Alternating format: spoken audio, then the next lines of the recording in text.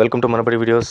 Andhra Pradesh EAP సెట్కి సంబంధించిన cheat codes చాలా ఉన్నాయి. దాంట్లో నేను ఇంకొక వీడియో చేస్తున్నాను, చీట్ కోడ్స్ అని చెప్పి. దాంట్లో different type of cheat codes ఉన్నాయి. ఆ చీట్ కోడ్స్ని ఎప్పుడెప్పుడు ఏ క్వశ్చన్కి ఇంప్లిమెంట్ చేయాలి అని కూడా చెప్పడం జరిగింది. దాని వీడియోని నేను డిస్క్రిప్షన్లో పెడతాను, ఒకసారి అదైతే చూసేసేయండి. అయితే అవన్నీ కాదు, ఒకే ఒక్క చీట్ కోడ్, ఈ ఒక్క చీట్ కోడ్ యూస్ చేస్తే మాకు మార్కులు పెరుగుతాయా అంటే ఎస్, మార్కులు పెరుగుతాయి. అలాంటి చీట్ కోడ్ నేను చెప్తాను. ఇది తెలంగాణ ఎంసెట్లో కూడా నేను చెప్పాను. చాలామందికి అది అప్లై అయితే చేశారు. ఆ చీట్ కోడ్ని అప్లై చేసిన తర్వాత చాలామందికి మార్కులు పెరిగాయి. అయితే ఈ చీట్ కోడ్ని కొంతమంది రాంగ్గా అర్థం చేసుకుని రాంగ్గా ప్రజెంట్ చేయడం వల్ల కొంతమందికి మార్కులు తగ్గాయి. కాబట్టి మీరు జాగ్రత్తగా విని ఫస్ట్ నుంచి లాస్ట్ దాకా ఎలా అప్లై చేయాలి అనేది నేను ఎక్స్ప్లెయిన్ చేసింది అర్థం చేసుకుని తర్వాత అప్లై చేయండి. మీకు అర్థం కాకపోతే వద్దు, మధ్యలో ఎక్కడో చూసి దాన్ని అప్లై చేద్దాం అనుకుంటే అది కూడా వద్దు. కంప్లీట్గా వీడియో చూసి ఓపిక ఉంటేనే ఈ 5 మినిట్స్ వాళ్ళు మాత్రమే ఈ చీట్ కోడ్ని అప్లై చేయండి. మధ్యలో చూసి అది మాత్రం అప్లై చేయకండి, చాలా దెబ్బతింటారు. సో ఫైన్ స్టూడెంట్స్, సో ఆ చీట్ కోడ్ ఏంటి అనేది చెప్పేదాన్ని ముందర ఫస్ట్ టైం కానీ మన ఛానల్కి వస్తే ఖచ్చితంగా సబ్స్క్రైబ్ చేసుకోండి. ఎందుకంటే వచ్చేవన్నీ కూడా కౌన్సిలింగ్కి సంబంధించిన videos. Best colleges with highest శాలరీని ఎలా సెలెక్ట్ చేసుకోవాలి, తక్కువ మార్కులు వచ్చిన వాళ్ళు కూడా మంచి కాలేజ్ని ఎలా సెలెక్ట్ చేసుకోవాలి, ఇలాంటి యూస్ఫుల్ వీడియోస్ అన్నీ కూడా మీకు అందించడం జరుగుతుంది. కాబట్టి ఛానల్ సబ్స్క్రైబ్ చేసుకోండి. పక్కన బెల్ ఐకాన్ ప్రెస్ చేసి ఆల్ అనే ఆప్షన్ సెలెక్ట్ చేసుకున్న వాళ్ళకి మాత్రమే నేను చేసే వీడియోస్ అయితే నోటిఫికేషన్ లాగా వస్తాయి. Telegram channel and mobile app 2 లింకులు డిస్క్రిప్షన్లో ఉన్నాయి. వాటిలో జాయిన్ అయితే కౌన్సిలింగ్ సంబంధించిన documents, college codes, college names, course codes, course names, ఇలాంటివన్నీ కూడా నేను దాంట్లో టెలిగ్రామ్లో ఛానల్ షేర్ చేయడం జరుగుతుంది. అలాగే మొబైల్ యాప్ ద్వారా ఏపీ సెట్ రిజల్ట్స్ కానీ ఇవన్నీ కూడా మీకు ఫాస్ట్గా వస్తాయి. ఫైన్ స్టూడెంట్స్, ముందుగా మనకు 3 సబ్జెక్ట్స్ ఉన్నాయి, మ్యాథ్స్, ఫిజిక్స్, కెమిస్ట్రీ. సో వీటిల్లో మ్యాథ్స్లో మనకు 80 క్వశ్చన్స్, ఫిజిక్స్లో 40 క్వశ్చన్స్, కెమిస్ట్రీలో 40 క్వశ్చన్స్, టోటల్గా 160 క్వశ్చన్స్ వస్తాయి మనకు. జాగ్రత్తగా వినండి, ఇక్కడే కొంచెం లాజిక్ అప్లై చేసుకోవాలి. మనము మ్యాథ్స్ ఫస్ట్ ఒక్కొక్క సబ్జెక్ట్ తీసుకుందాం. మ్యాథ్స్ తీసుకుందాం, ఫిజిక్స్ తీసుకుందాం, కెమిస్ట్రీ తీసుకుందాం. మ్యాథ్స్లో ఏ చీట్ కూడా అప్లై చేయాలి. మ్యాథ్స్లో 80 క్వశ్చన్స్లో ఆన్ అన్ యావరేజ్గా ఏబిసిడి ప్రతి ఒక్క కీకి అంటే ప్రతి ఒక్క ఆప్షన్కి 20 మార్క్స్ ఉంటాయి. అంటే 80లో ఒక క్వశ్చన్కి ఏ అనే ఆన్సర్ వస్తుంది. సో ఈ ఏ అనే ఆన్సర్ వచ్చే క్వశ్చన్స్ ఎన్ని ఉంటాయి? 20 ఉంటాయి. అలాగే బి అనేవి వచ్చేవి 20 ఉంటాయి, సి అనేవి 20, డి అనేవి 20. టోటల్గా ఎన్ని అయిపోయాయి? 80 అయిపోయాయి మనకు. సో ఇక్కడ మనము చెక్ చేయాలి. సో ఎలా వీటిలో ఏం చీట్ కోడ్ అప్లై చేస్తే మనకు వస్తుంది. ఫస్ట్ చీట్ కోడ్ అప్లై చేసే ముందర మీరు ఖచ్చితంగా అయితే మాత్రం పేపర్ని సాల్వ్ చేయాలి. ఫస్ట్ నుంచే పేపర్ చూడగానే చీట్ కోడ్ అప్లై చేయడానికి లేదు. మీరు లాస్ట్లో ఇంకా నాకు క్వశ్చన్స్ ఏమీ రావు, ఇంకా నేను దీని మించి నేను ఆన్సర్ చేయలేను అనుకున్నప్పుడు మాత్రమే cheat codes. First point remember, నేను చేయలేను అనుకున్న క్వశ్చన్స్కి మాత్రమే ఈ చీట్ కోడ్. అంతే తప్పితే వచ్చిన క్వశ్చన్స్ నేను ప్రాబ్లమ్ సాల్వ్ చేస్తానన్న వాటికి చేయకండి. ఈ చీట్ కోడ్ పనికిరాదు. కాబట్టి మీరు సాల్వ్ చేసిన తర్వాత మీరు దానికి ఒక ఆప్షన్ పెట్టుంటారు. డిఫరెంట్ చీట్ కోడ్స్ అన్నీ ఉపయోగించేశారు, లేకపోతే మీకు వచ్చిన దాన్ని సాల్వ్ చేశారు. దాంట్లో ఏ అనే ఆప్షన్ 10 పెట్టారు అనుకుందాం, బి అనే ఆప్షన్ 6 పెట్టారు అనుకుందాం, సి అనేది 12 పెట్టారు అనుకుందాం, డి అనేది 10 పెట్టారు అనుకుందాం. టోటల్గా మీరు ఎన్నిటికి పెట్టారు? 38 క్వశ్చన్స్ అవుట్ ఆఫ్ 80 క్వశ్చన్స్కి మీరు ఆన్సర్ చేశారు. ఇది జాగ్రత్తగా వినండి. ఇక్కడే ఎంసెట్లో తెలంగాణ వాళ్ళు చాలామంది తప్పు చేశారు. ఇక్కడ నేను ఏం చెప్పాను? ఏ అనేది, బి అనేది, సి అనేది, డి అనేది 4 లెక్క వేసుకోండి. ఎక్కడ లెక్క వేస్తారు? మీరు ఆన్సర్స్ అన్ని చెక్ చేసుకుంటే వెళ్ళి ఒక రెస్పాన్స్ మీకు ఒక పక్కన ఒక రఫ్ వర్క్ కోసం ఒక పేపర్ ఇస్తారు. కాబట్టి పేపర్లో నేను ఏ అనేది 10 పెట్టాను, మిగతావన్నీ ఈ రకంగా పెట్టాను అని కౌంట్ చేసుకొని పక్కన పెట్టుకోండి. ఇప్పుడు వీటిల్లో ఏదైతే తక్కువ వచ్చిందో, అంటే ఆప్షన్ ఏ తక్కువ వచ్చిందా, బియా, సియా, డియా అనేది చెక్ చేసుకోండి.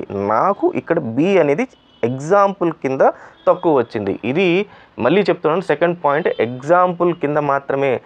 ఇక్కడే తెలంగాణ ఎంసెట్ వాళ్ళు తప్పు చేసింది ఏంటంటే, చాలామంది నేను బి అని చెప్పాను, అందరూ బి పెట్టేశారు. కాదు, ఏబిసిడి ఆప్షన్లో ఏదైతే తక్కువ వచ్చిందో, అంటే మీరు కౌంట్ చేశాక దేనికైతే తక్కువ మీరు పెట్టారో ఆన్సరు, దాన్ని పక్కన పెట్టుకోండి. బి అనేది పక్కన పెట్టుకోండి. ఇక్కడ నాకు బి వచ్చింది కాబట్టి బి, మీకు సి రావచ్చు, లేదా డి రావచ్చు, లేదా ఏ రావచ్చు. ఆ ఏదైతే తక్కువ వచ్చిందో అది చూసుకొని పక్కన రాసుకొని మిగతా వాటికి అన్నిటికీ కూడా కంటిన్యూగా బి అని పెట్టుకుంటా పోండి. అది ఆ ఆప్షన్ ఏదైతే తక్కువ వచ్చిందో అది పెట్టుకుంటా పోండి. నాకు ఇక్కడికి వచ్చింది బి. సో మళ్ళీ చెప్తున్నాను, థర్డ్ టైం చెప్తున్నాను, నాకు బి వచ్చి, నేను ఇక్కడ ఎగ్జాంపుల్ కింద బి చెప్తున్నాను, మీరు బి పెట్టకండి. ఏది తక్కువ వచ్చిందో దాన్ని పెట్టండి. సో అన్నిటికీ రిమైనింగ్ వాటికి బి పెట్టండి. సో ఇప్పుడు 38 క్వశ్చన్స్ నేను ఆన్సర్ చేశాను. ఇంకా నాకు ఎన్ని మిగిలి ఉన్నాయి? 42 క్వశ్చన్స్ మిగిలి ఉన్నాయి. ఈ 42 క్వశ్చన్స్కి నేను ఎగ్జాంపుల్ కింద బి అనే ఆప్షన్ పెట్టాను. సో యాక్చువల్గా బిఏ ఎందుకు పెట్టాను అంటే, ఇక్కడ లెక్క చెప్తాను చూడండి. టోటల్గా మనకు ఇందాకించి మనం లెక్కేసిన దాని ప్రకారము ప్రతి ఒక్క ఆప్షన్కి 20 అనేది రావాలి యావరేజ్గా. సో ఏ అనేది 20 రావాలి, కానీ మనకి ఇక్కడ ఎన్ని వచ్చాయి, 10 వచ్చింది. సో ఇంకా రిమైనింగ్ ఎన్ని ఉన్నాయి, 10 ఏ అనేవి ఉన్నాయి. దేంట్లో ఉన్నాయి, ఈ 42లో 10 ఏ అనే ఆప్షన్ ఉంటాయి. అలాగే బి అనే ఆప్షను ఎన్ని ఉంటాయి, 6 నేను పెట్టున్నాను, ఇంకా 14 ఉంటాయి బి అనేవి. ఆ రకంగా సికి డికి కూడా కొన్ని ఉంటాయి. అయితే ఈ 14 క్వశ్చన్స్ బిలో ఉన్న 14 ఈ 42లో ఖచ్చితంగా ఉంటాయి.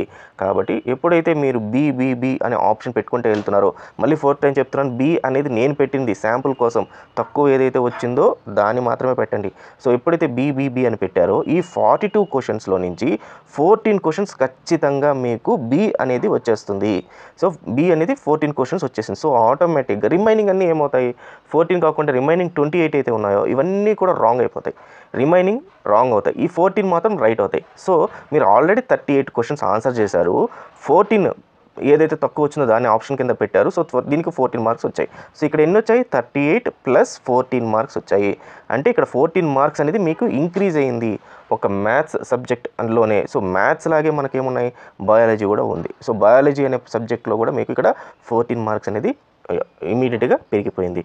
నౌ ఇదే క్రమంలో ఫిజిక్స్ అండ్ కెమిస్ట్రీ కూడా చూద్దాం. సో ఫిజిక్స్ అండ్ కెమిస్ట్రీలో నేను ఈ రకంగా పెట్టాను అనుకుందాం, B5 A5 వచ్చాయి. అంటే అసలు బి అనేది తీసేస్తారు, ఎందుకంటే ఇందాక బి చెప్పాను కాబట్టి మళ్ళీ కన్ఫ్యూజ్ అవుతున్నారు. సో బి అనేది తీసేసి A5 పెట్టాను అనుకుందాం. సో ఏ యాక్చువల్గా నేను ఎంత పెట్టాలి, ఏ అనేది 10 పెట్టాలి, కానీ బి నేను పెట్టిన వాటిల్లో అంటే 24 క్వశ్చన్స్ నేను ఆన్సర్ చేశాను.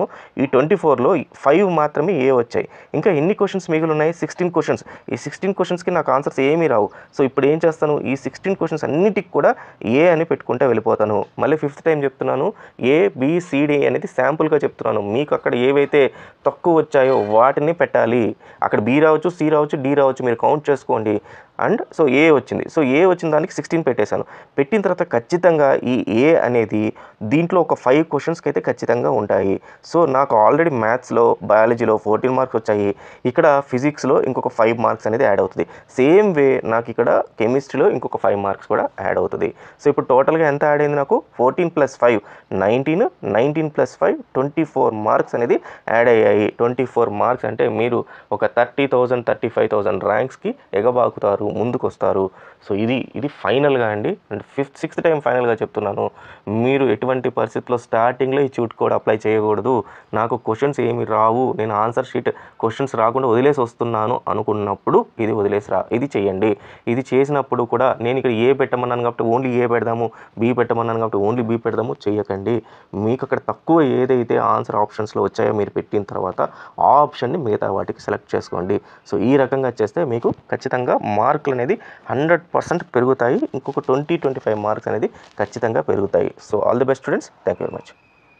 సో ఇంకొక డౌట్ వస్తుంది చాలామంది స్టూడెంట్స్కి, ఏంటంటే సార్ ఒక్క ఆప్షనే పెట్టాలి అంటున్నారు, ఏదర్ ఏ కానీ బి కానీ సి కానీ డి కానీ, ఎందుకు 4 పెట్టకూడదు?